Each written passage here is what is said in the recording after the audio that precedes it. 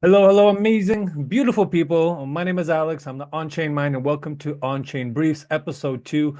Really, really excited to be doing this series. And why am I doing it? Because this is all for you and for me and the decentralized user. We're going through the biggest shift in human history. And a lot of people don't even know this silent tsunami is coming. And once it hits, we're going to wake up in a completely new paradigm. So I'm so passionate what I've learned the last few years of my experience, helping getting this message out.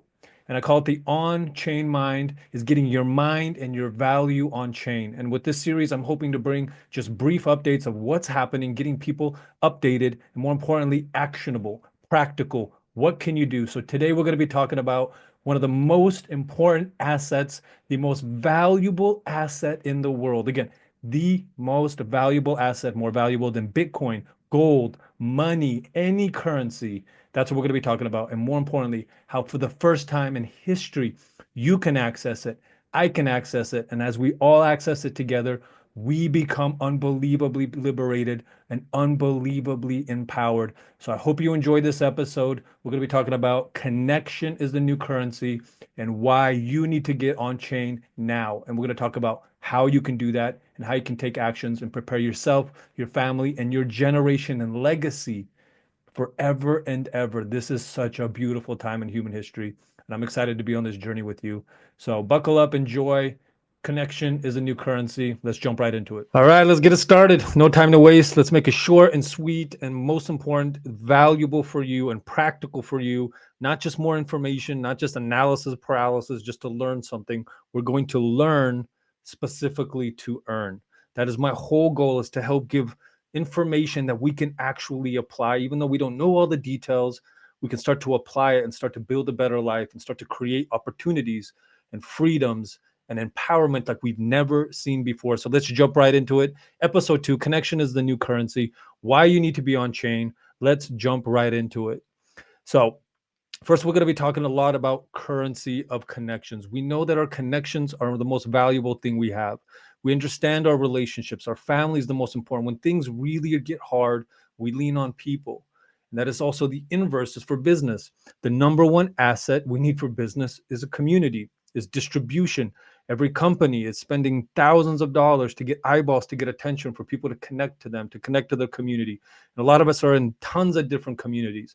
So 2025 is going to be the year of connections. Connection is going to be the new currency. Here we have from London Times. This is the owner of Good Things, Warren Brittle, and he's some of his thoughts about what 2025, what are some of the things to focus on? And it is connection and authenticity. So we're going to talk about just the philosophy. What's going to be really standing out now is being authentic, being human.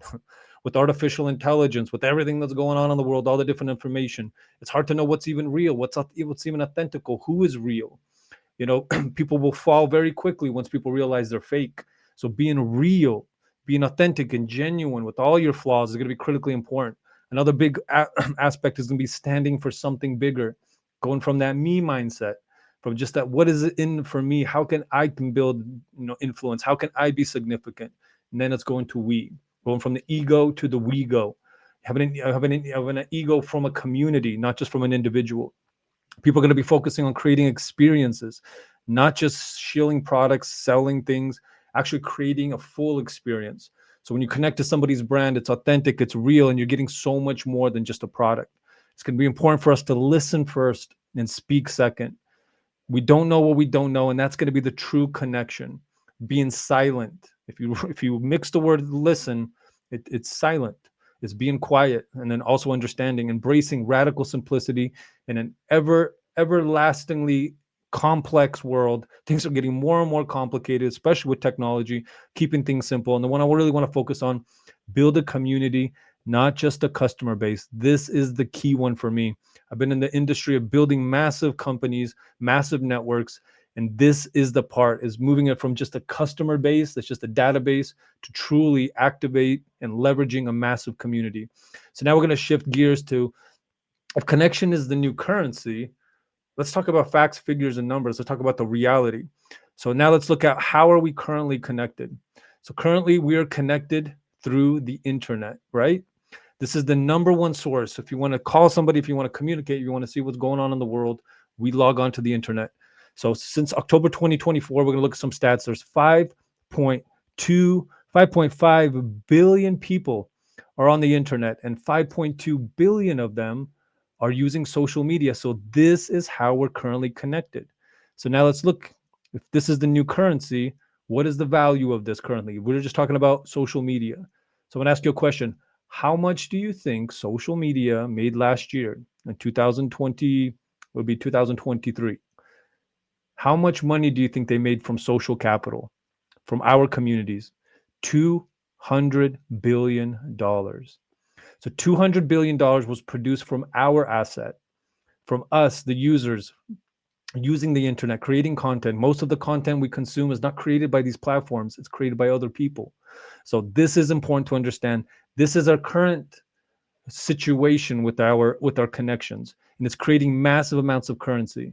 So now let's talk about the shift. What are we talking about? This is the biggest shift in human history. We're talking about Web3, with the infrastructure of blockchain, with the introduction of artificial intelligence, with the Internet of all things, with the metaverse, all these things that are coming. Web3 is going to be the future. It is already happening. It's obvious. Web 1, Web 2, Web 3, there'll be Web 4, Web 5. It's going to continue to evolve. But this is the biggest shift, because we're going to be talking about why. Because not only is all the liquidity moving into it, all the money's moving into it, all the attention, all the infrastructure will be on it. So what is first step? The first step is Web3's identity revolution, the rise of user-managed identity. What is that? A UMI. This is for the first time ever, we can manage, we can own our identity, we can regulate what we do with it, we decide how to use it. The same as now cryptocurrency. We can use them crypto however we want. There's no institutions, there's no middleman. So is this basically removing the middleman from our relationships and connections on the internet, that also removes those people that are exploiting and making all the profit from our connections? That profit can go back directly to us. This has never been possible before. So this UMI concept is very, very critically important. You can see here as Web3 is rapidly becoming a reality and will drive many disruptive changes in how the web works. One of the most important is the creation and management of digital identities. So you've heard a lot about this. A lot of governments talking about digital identities. This is going to be happening. So UMI is going to be basically like your next passport. You know, creating a UMI begins with a digital wallet. So you got to get the DeFi wallet, an app that may reside on any kind of device. And imagine with the DeFi wallet, for the first time, that's where you own a piece of internet. If you've got a DeFi wallet, it's your money in your account. It's not connected to any bank, any payment processor, nothing like that. So now we're going to identity. This is the next phase.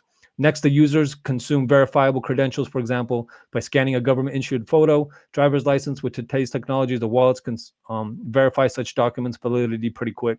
So someday, you might even be able to acquire digital certificate directly from an issuing source, but this currently not. So issuing source, that could be the governments and things like that. So that's step one. So we've seen now there's 5.5 billion people connected to less than 1,000 companies.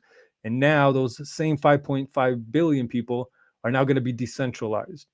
They're not going to be first decentralized, and then they're going to go back to connecting to platforms, to other centralized blockchains. And that's going to be the same process, the same cycle for those that are not awake, for those that are not paying attention. So what can we do for those that are awake, that are watching this video? This is the fundamental insanity. This is what keeps me up at night. Now we can start to make our own platforms. So connection and inclusion, the role of Web3 communities in the digital age.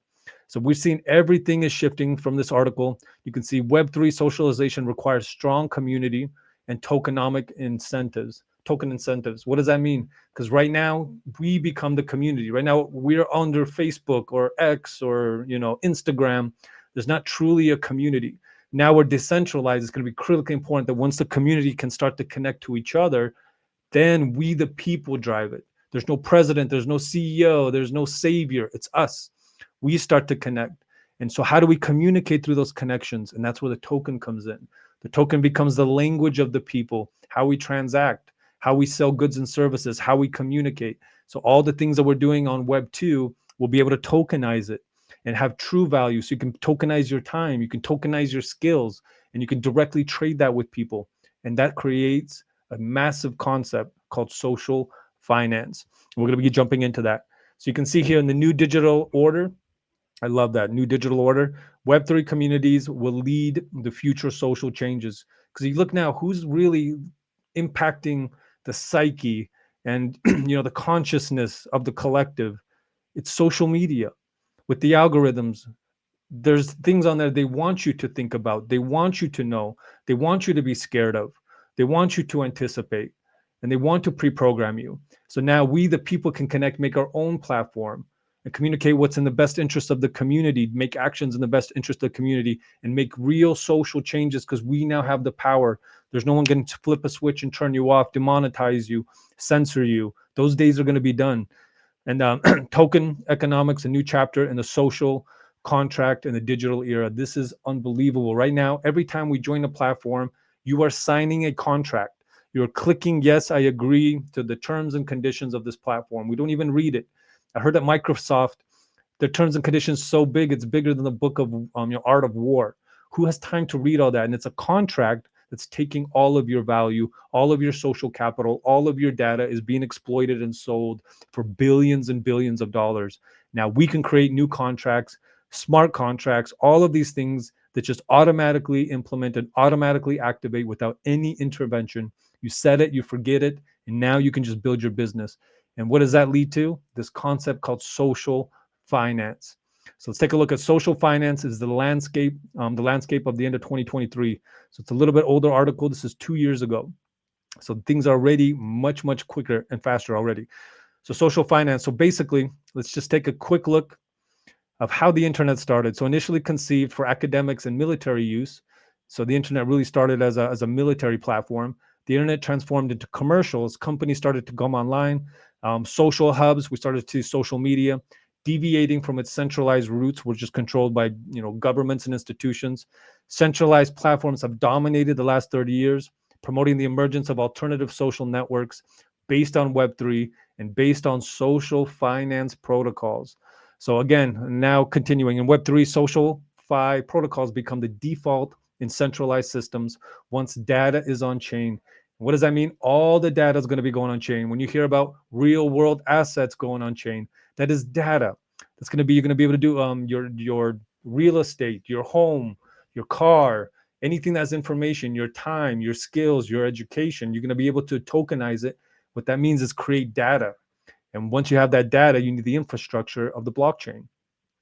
So segmenting of social fi market. So the social fi market encompasses a diverse array of projects, each characterized by different objectives, different target demographics, prospects, and opportunities. So imagine this, guys. We just talked about having the wallets. Once the wallets start to connect and they can communicate through tokens, now we can build anything. We've got this big community of social finance, which is basically our networks. It's our communities. And what we talked about earlier, social capital at work. So if I've got connected to 10,000 people, what can we do? We're all connected, empowered, and liberated, and all totally autonomous. We can be in the health sector, in the influence sector, the communications, meta, donation sector. So everything we currently do online, all these platforms we currently use, we can do the same, because the most important asset they have is the people. Once you have the people, you have the attention and you have the money, and the rest is just technology. So this is a powerful one. I thought it was really interesting, was about influence fi. So influence finance. This is a huge trend that's going to be emerging. And it's as people are going to be shifting from having followers to having business partners and creating true business decentralized collectives. So decentralized influence aggregates individuals connecting social capital. It's going to open up marketplaces of social capital, and people are going to be able to share their professional skills. So why is the popularity of influence fi already growing? You're starting to see a lot of decentralized social media projects. I think this is one of the most important, is users retain complete control over sharing their content and monetization. So content, again, is the key. Most of the content we consume is created by other content creators. And then also this will reduce the risk of censorship safeguarding their accounts from deletion and activation. So that is going to be key. Because no matter what, with every single platform, we saw what happened with Telegram, even though it was encrypted and more or less decentralized, it was still under a company. It still had a company owner. So that is the weak point. So once that's compromised, the entire thing is compromised. So it's using decentralized products in a centralized platform. So once we're fully decentralized, it's going to fundamentally shift everything. So now let's talk about the next phase of social fi. So you can see what your social capital can do. So this is going to be the last topic, and I'm going to jump into it in episode 3, heavy into this, really important. And this is the concept of decentralized autonomous organizations. In other words, a DAO, DAO. It's decentralized, meaning it's fully decentralized, fully user managed data, autonomous. That means, as I showed you, as the wallets start to connect to each other, there's no president, there's no CEO, there's no leader, there's no Elon, there's no Zuckerberg. Finally, it's we the people. So autonomous means as we start to connect and through the tokens, we can vote, we can make proposals. We are in charge of our destiny as a community. What does that mean? That means we will make decisions in the best interest for us. There's no P&Ls, there's no incentives other than, someone making billions of dollars to buy another yacht. We will make the best decisions. We can act quickly, we can pivot, we can be flexible, we can adjust. We can do all of these things. An organization, that is the social capital. That is the people. So let's look at some organization statistics from 2025 and from the market growth, governance, and industry adoption. So I want people to start thinking DAO. This is going to be coming up more and more. This is the third biggest mega trend in Web3. We have crypto, money, NFTs, ownership. DAOs is collaboration. And number 4 is going to be the metaverse, the experience for the DAOs. So let's look at some statistics. But this is beautiful. Imagine a company where every decision is transparent, every stakeholder has a say, and no single person holds all the power. Welcome to the world of decentralized autonomous organization. Over the past few years, DAOs have transformed from niche blockchain experiments to significant structures reshaping industries and governance around the world. With the blockchain as the backbone, DAOs operate on smart contracts, allowing decentralized groups to make decisions collectively by bypassing traditional hierarchies. So let's jump into it. This is the moment, people. This is it. We're talking about the biggest market in human history, the internet, and we can now participate. So now let's look at a few numbers of DAOs. This isn't something new necessarily. I think the first DAO was like 2016, 2014. So let's take a look at what's happened. So the DAO market capitalization now is at $22 billion. So this isn't a small thing. There's now DAOs being created around all kinds of different projects, different applications, different missions, and objectives. So over 10,000 DAOs are currently active worldwide, with the number increasing 30% year over year. So not only is this structure new and it's proven, it's got a proof case, but now it's growing like crazy. The average treasury is holding about $500,000. So imagine a community with $500,000 in the treasury. People are able to vote. There's governance. look at that. Government's token holders have surpassed 5 million. Those people participating in fully autonomous, decentralized communities. So we're going to jump a lot more into that. So once the wallets connect, you have a governance, you have mechanisms to share and distribute the rewards. And all the while you're building the number one asset in the entire world. This is proven. So that being said, it pretty much sums it up for today. And we're going to be talking a lot more. So in the next episode, I'm going to dive deeply into this, into the DAOs. We're going to be talking about what is a DAO, how to participate in a DAO, what it means for you, what it means for your community. So this is a brand new concept, but I'm so excited that you're here, that you want to learn about it, and that you don't need to know technical. You just need to understand, how does this tool, it's like a hammer. With what's happening in the world, a hammer could either destroy something and break it, or it can build something for you. So I believe with this transition, a lot of people's lives are going to be significantly impacted in some not so nice ways. Other people are going to fundamentally change. So what I want to just share is recognize the patterns.